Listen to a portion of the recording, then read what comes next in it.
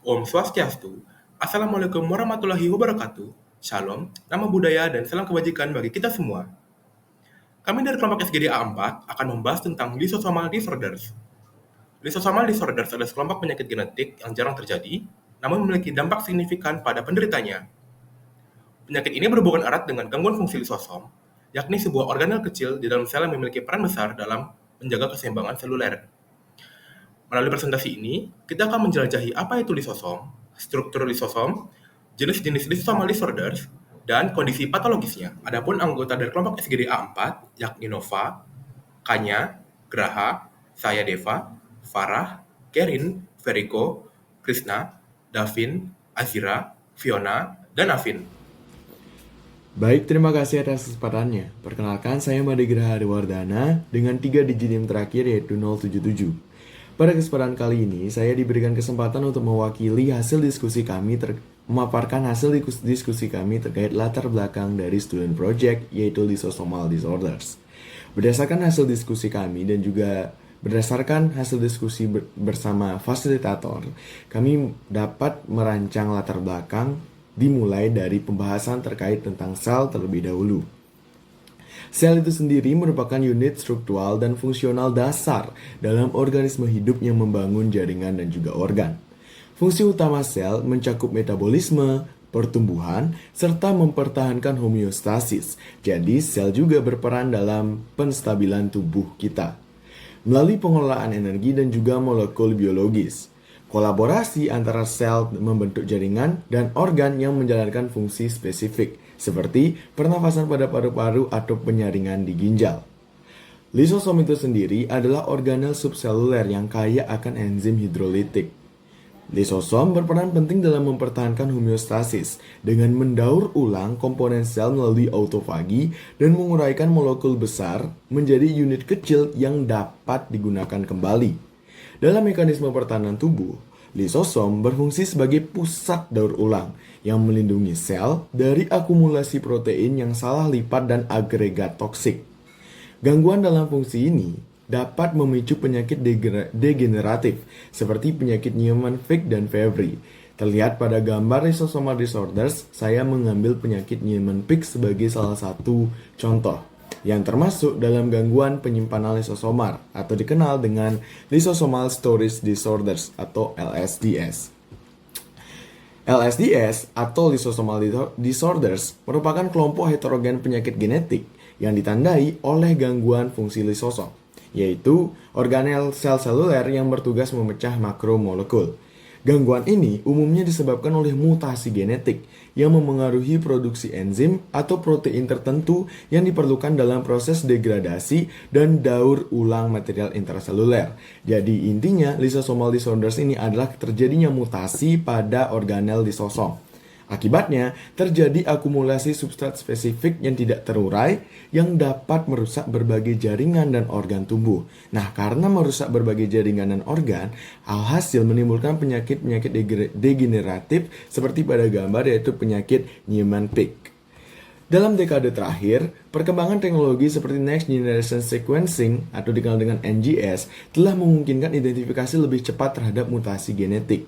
Nah, mutasi genetik kan tadinya mendasari LSDS. Selain itu, pendekatan terapi seperti terapi penggantian enzim atau ART, tetapi terapi substrat reduksi dan terapi berbasis gen memberikan harapan baru bagi pasien. Namun, sebagian besar pengobatan saat ini bersifat variatif dan paliatif dan hanya terbatas pada beberapa jenis LSD. Kolaborasi internasional seperti inisiasi yang digagas oleh FDA melalui Lysosomal Disease Spray Consortium juga bertujuan mempercepat pengembangan terapi baru. Program ini melibatkan berbagai pihak, termasuk institusi akademik, industri farmasi, dan organisasi pasien untuk mengatasi tantangan dalam pengembangan obat dan standar terapi LSDS. Oleh karena itu, dengan pemahaman kita yang semakin mendalam tentang mekanisme penyakit ini, diharapkan pendekatan diagnostik dan terapeutik yang lebih efektif dapat dikembangkan, sehingga meningkatkan prognosis pasien dan mengurangi beban ekonomi serta psikososial yang terkait dengan LSDS. Untuk itu, kelompok SGDA 4 tertarik untuk membahas lysosomal disorders melalui rumusan-rumusan masalah, melalui studi literatur, dan juga melalui kesimpulan yang akan selanjutnya dibahas oleh rekan saya. Sekian dari saya, terima kasih. Om Swastiastu, perkenalkan nama saya Gus Agung Ngurah Krisna Jenderal dengan NIM 240251187, dan di sini saya akan membahas tentang rumusan masalah dari lysosomal disorders yang kami buat, yaitu SKD 4. Ya, jadi pertama ada apa pengertian lisosom dan peran dalam sel, bagaimana struktur lisosom dan komponen-komponen yang membentuknya. Yang ketiga, apa fungsi-fungsi utama lisosom dalam sel. Yang keempat, apa saja jenis-jenis gangguan lisosom dan dampaknya terhadap sel dan tubuh. Yang kelima, apa saja struktur yang mengalami gangguan pada masing-masing gangguan lisosom. Dan yang terakhir adalah bagaimana patofisiologi terjadinya masing-masing gangguan lisosom. Baik, mari kita lanjutkan di sini mengenai tujuan dari pembuatan student project lysosomal disorder, yaitu pertama mengetahui pengertian dari lisosom itu sendiri dan peran dalam sel, lalu menjelaskan struktur-struktur lisosom dan komponen-komponen yang membentuknya, lalu memaparkan fungsi-fungsi utama lisosom dalam sel, lalu mengidentifikasi jenis-jenis gangguan lisosom dan dampaknya terhadap sel dan juga tubuh, menjelaskan struktur-struktur yang mengalami gangguan pada masing-masing gangguan lisosom, dan menjelaskan patofisiologi dari terjadinya masing-masing gangguan lisosom itu sendiri. Oh, jadi manfaat dibuatnya student project lysosomal disorder ini sendiri ada dua, yaitu manfaat secara teori maupun manfaat secara praktis. Jadi manfaat secara teoritis yaitu student project ini mampu memberikan wawasan yang lebih dalam mengenai lisosom dan gangguan-gangguan dari lisosom itu sendiri. Ini membantu dalam memahami bagaimana gangguan lisosom yang terjadi, struktur apa yang mengalami gangguan, dan bagaimana efeknya terhadap tubuh kita itu sendiri sebagai unit sepenuhnya. Dan praktisnya manfaat ini atau student project ini mampu memberikan kita pengembangan dari segi metode diagnostik. Setelah kita memahaminya, maka kita mampu mengembangkan metode diagnostik yang lebih efektif untuk mendeteksi potensi gangguan lisosom melalui tes genetik. Selain itu, pemahaman mengenai patofisiologi terjadinya gangguan lisosom membantu dalam pengembangan terapi yang lebih tepat sasaran dalam mengobati gangguan lisosom itu sendiri. Perkenalkan, saya Farah Farikalia Utari dengan NIM 240251181, dan kali ini hal yang pertama yang harus kita bahas adalah pengertian dari lisosom. Lisosom adalah jenis organel yang sangat asam. Ia ditemukan dalam seluruh sel tubuh manusia kecuali sel darah merah. Ini menunjukkan bahwa ia harus dilindungi dari komponen sel lainnya agar tidak mengikis lapisan dari struktur di sekitarnya karena sifatnya yang sangat asam. Oleh karena itu, area di sekitar membran menyimpan enzim pencernaan yang membutuhkan kondisi asam dan juga pH yang rendah. Enzim ini merupakan enzim hidrolitik. Enzim hidrolitik memecah molekul besar menjadi molekul kecil. Misalnya, protein yang besar dapat diubah menjadi asam amino, kemudian karbohidrat yang besar dipecah menjadi gula yang sederhana, atau lipid yang besar diubah menjadi asam lemak tunggal. Nah, lisosom ini berpartisipasi dalam banyak aktivitas sel. Ia menghancurkan bagian-bagian sel yang tidak diperlukan atau sudah rusak. Terus ada juga virus dan bakteri yang menyerang dapat dihancurkan oleh lisosom. Lisosom dapat membantu sel menghancurkan dirinya sendiri dalam kasus sel yang rusak parah atau sel yang tidak bisa diperbaiki. Sekian, terima kasih. Sebelumnya, izin memperkenalkan diri terlebih dahulu. Nama saya Fiona Yolanda Suryana dengan 3 digit NIM terakhir saya yaitu 093. Di sini saya akan membahas tentang fungsi dari lisosom. Lisosom memiliki beberapa fungsi seperti pencernaan zat makanan, autofagi, fagositosis, otolisis, dan daur ulang sisa metabolisme. Lisosom berfungsi untuk mencerna zat makanan yang diperoleh melalui proses fagositosis atau pengambilan partikel padat dan pinositosis atau pengambilan cairan. Enzim hidrolitik di dalam lisosom memecah biomolekul seperti protein dan karbohidrat menjadi komponen yang lebih sederhana untuk digunakan oleh sel. Selanjutnya, proses autofagi memungkinkan sel untuk mendaur ulang organel yang tidak lagi berfungsi. Dalam mekanisme ini, bagian dari retikulum endoplasma akan meliputi organel yang akan dihancurkan, membentuk autofagosom yang kemudian bergabung dengan lisosom untuk mencerna komponen tersebut. Lisosom juga terlibat dalam fagositosis, yaitu proses di mana sel mengelilingi dan mencerna patogen seperti bakteri atau partikel asing lainnya. Dalam kondisi tertentu, lisosom dapat melepaskan enzimnya untuk menghancurkan sel itu sendiri, sebuah proses yang dikenal sebagai autolisis. Ini biasanya terjadi ketika sel mengalami kerusakan parah atau saat sel-sel tua perlu dihilangkan. Selain itu, lisosom juga membantu dalam mendaur ulang sisa-sisa metabolisme dari dalam sel untuk memastikan bahwa komponen yang tidak terpakai dapat diolah kembali dan digunakan oleh sel. Perkenalkan, nama saya Aina Nafriani Atmawijaya, NIM saya 24025111095. Di sini saya akan menjelaskan tentang struktur dari organel lisosom. Jadi, lisosom itu sendiri adalah organel sel berbentuk kantung kecil dengan enzim hidrolitik seperti protease, lipase, dan amilase. Dan organel ini berguna untuk mencerna makromolekul menjadi molekul sederhana. Membran lisosom menjaga stabilitas transportasi bahan dan mempertahankan pH asam melalui pompa proton. Selain mencerna, lisosom berperan daur ulang, pembersihan sel, dan penghancuran komponen sel yang rusak. Lalu berikutnya ada struktur dari organel lisosom yang pertama yakni membran lisosom. Membran lisosom terdiri dari lapisan lipid ganda yang menjaga stabilitas organel, memisahkan isi lisosom dari bagian lain sel, dan memungkinkan fusi dengan organel seperti endosom dan vakuola. Pompa proton pada membrannya mempertahankan pH asam untuk aktivitas enzim hidrolitik. Protein LAMP di membran membantu menjaga integritas, mendukung fusi, mengikat substrat yang akan dicerna, dan mengatur interaksi lisosom dengan komponen lain sel. Selain itu, membran ini memainkan peran penting dalam pengaturan daur ulang dan pembersihan intraseluler. Lalu struktur yang kedua adalah lumen. Jadi lumen lisosom ini adalah roh internal ber-pH asam dari 4,5 hingga 5 yang diaktifkan oleh pompa proton di membrannya. Lingkungan ini mendukung aktivitas enzim hidrolitik seperti protease, lipase, dan nuklease untuk mencerna komponen sel yang rusak, bahan tidak terpakai, atau patogen. Selain pencernaan, lumen juga memproses bahan hasil pencernaan untuk didaur ulang atau dibuang dari sel. Dengan perannya, lumen lisosom berfungsi sebagai pusat pembersihan, daur ulang, dan pengelolaan limbah seluler yang penting untuk menjaga kesehatan dan fungsi sel. Perkenalkan, nama saya Kerry Natalia Tarigan. Di sini saya akan melanjutkan tentang struktur dari lisosom. Kemudian struktur selanjutnya adalah enzim hidrolitik.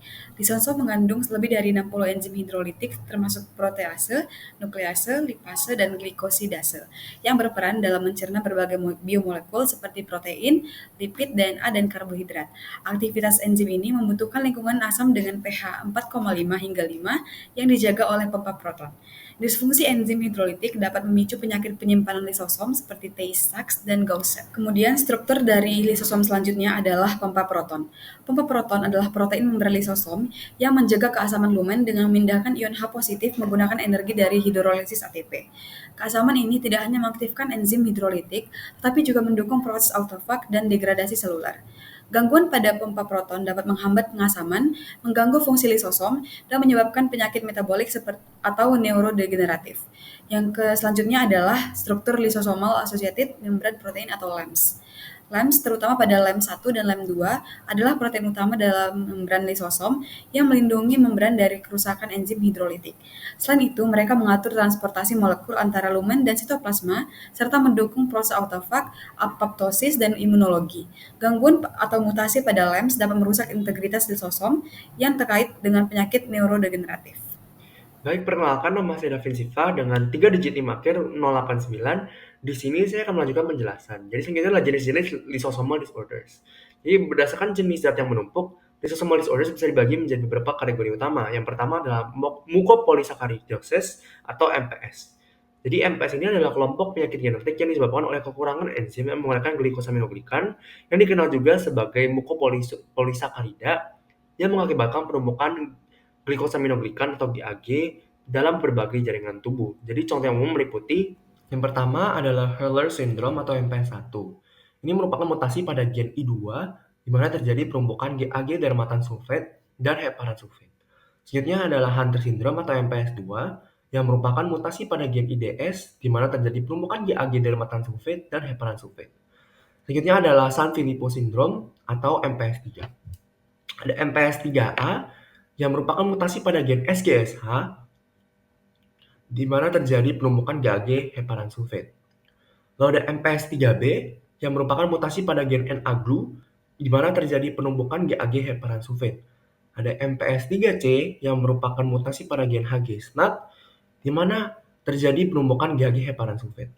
Lalu ada MPS 3D yang merupakan mutasi pada gen GNS di mana terjadi penumpukan GAG heparan sulfat. Lalu ada Markio syndrome atau MPS 4, ada MPS 4A yang merupakan mutasi pada gen GALNS di mana terjadi penumpukan GAG keratan sulfat dan kondroitin sulfat. Lalu ada MPS 4B, di mana terjadi mutasi pada gen GLB1, di mana terjadi penumbukan GAG keratan sulfat. Lalu ada Marotolemy syndrome atau MPS 6, di mana mutasi pada gen ARSB terjadi penumbukan AG dermatan sulfat. Yang terakhir ada Sly syndrome atau MPS 7, di mana terjadi mutasi pada gen GUSB yang terjadi penumbukan GAG dermatan sulfat, heparan sulfat, dan juga chondroitin sulfat. Jenis selanjutnya adalah sphingolipidosis. Jadi jenis ini terjadi karena defisiensi enzim yang mengganggu penguraian sphingolipid. Contohnya termasuk yang pertama ada Gaucher disease, ada tipe 1, tipe 2, dan tipe 3, di mana terjadi kekurangan protein beta-glucocerebrosidase 1 dari mutasi gen GBA1. Lalu ada Niemann-Pick disease, ada tipe A dan tipe B, di mana terjadi kekurangan protein sphingomyelinase dan mutasi gen SMPD1. Lalu ada Fabry disease, di mana kekurangan protein alpha-galactosidase A dari mutasi gen GLA. Dan terakhir ada Tay-Sachs disease, di mana kekurangan protein beta-hexosaminidase A dari mutasi gen hexa. Lalu ada jenis lipidosis. Jenis ini disebabkan oleh penumpukan lipid karena masalah enzim. Contoh yang dikenal itu adalah Farber disease, di mana kekurangan protein asid ceramidase dari mutasi gen ASA1. Lalu ada kolesterol ester storage disease. Baik, saya akan melanjutkan penjelasan. Nama saya Novatintan Alkovar dengan 3 digit NIM terakhir 073. Jenis-jenis lysosomal disorder selanjutnya adalah mucolipidosis, kekurangan enzim yang mempengaruhi penguraian lipid dan mucopolisaccarida.